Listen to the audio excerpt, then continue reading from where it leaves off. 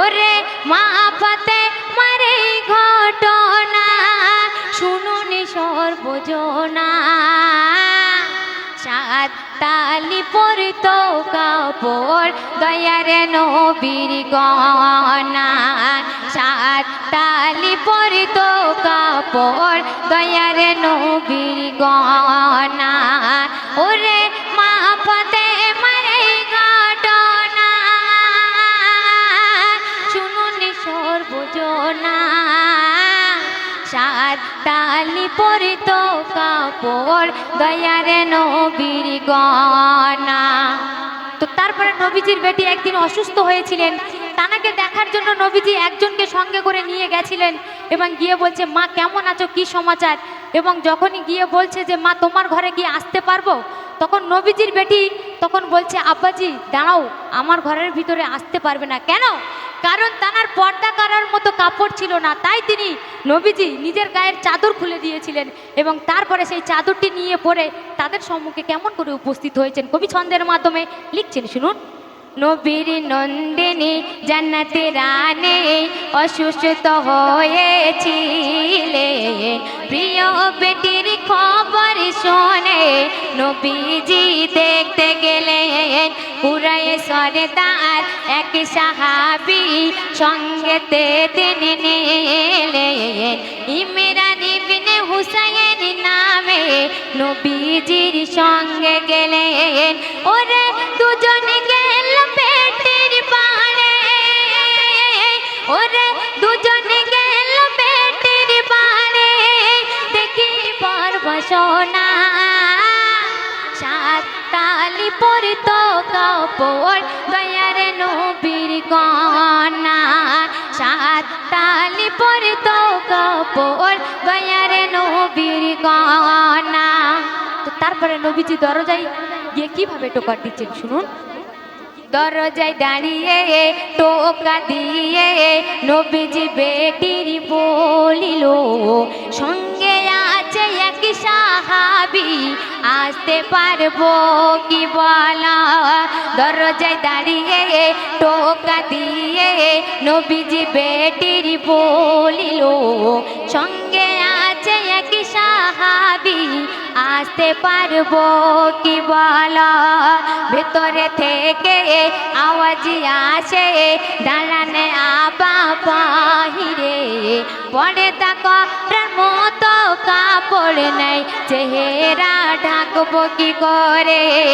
ওরে দয়ারি নবী খুলে দিল, ওরে দয়ারি নবী খুলে দিল নিজের চাদরখানা, এটা দিয়ে মাগো তোমার শরীরটা ঢাকো না, এটা দিয়ে মাগো তোমার শরীরটা ঢাকো না।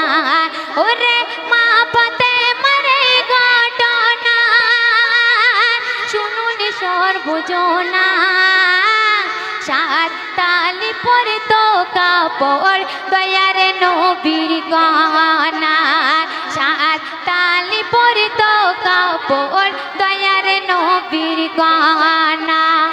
তো নবীজির বেটি সেই চাদরটি পরে তারপরে তাদের সম্মুখে পরিধান করলো এবং উপস্থিত হলো কবি ছন্দের মাধ্যমে লিখছেন, শুনুন। নবীর কন্যা মা ফাতেমা চাদরটি নিলেন পরে, তারপরে দুজনকে তিনি ডাকেন ঘরের ভিতরে, ভিতরে ঢুকে বেটিকে নবী জিজ্ঞাসা এই করিল, কেমন আছো কি সমাচার মাগো তা খুলে বলো। ওরে বেটি বলে আবা তোমার, ওরে বেটি বলে আবা তোমার মেহমান দুজনা, কেমন করে মেহমানদারি করি একদানা নেই ঘরে খানা, কেমন করে মেহমানদারি করি একদানা নেই ঘরে খানা। ওরে মা পাতে মারে ঘটনা শুনুন সর্বজনা সাত তালি পরিত কাপড় দয়ার নবীর কন্যা। সর্বশেষ কথায় কবি আরো কি লিখছেন শুনুন। নবীজি যখন তানার বেটিকে জিজ্ঞাসা করছে যে কেমন আছো, কি সমাচার, নবীজির বেটি তখন বলছে, আব্বাজি গো, তোমার দুই নাতি আদরের হাসান হোসেন কয়েকদিন হচ্ছে খায়নি। এই কথাটি বলছে আর অজর নয়নে কাঁদছে। নবীজি তখন তানার মেয়েকে জড়িয়ে ধরে কাঁদছে আর বলছে, মা আমি 3 দিন হতে খাইনি। তাই কবি ছন্দের মাধ্যমে লিখছেন শুনুন।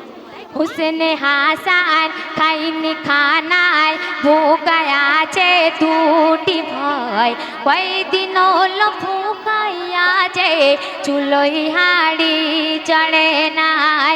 নবীজি যখন প্রিয় বেটিকে ধরিল বুকে জড়িয়ে, অঝর নয়নি কাঁদে দুজন বাপি বেটি দাঁড়িয়ে। ওরে নবীজি বলে খাইনি মাগো, ওরে নবীজি বলে খাইনি গো মাগো, 3 দিন হতে মনে রোজামান কলমের বয়ান, ভুল হলে চাই মারে জনা। মনে রোজামান কলমের বয়ান, ভুল হতে চাই মারে জনা।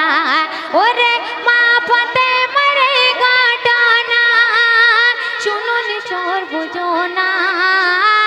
7 তালি পরতো কাপড় দয়ার নবীর কন্যা, 7 তালি পরতো কাপড় দয়ার নবীর কন্যা। তারপর পরবর্তী শিল্পীর কণ্ঠ থেকে গজল শুনবেন। Hello, 1 minute.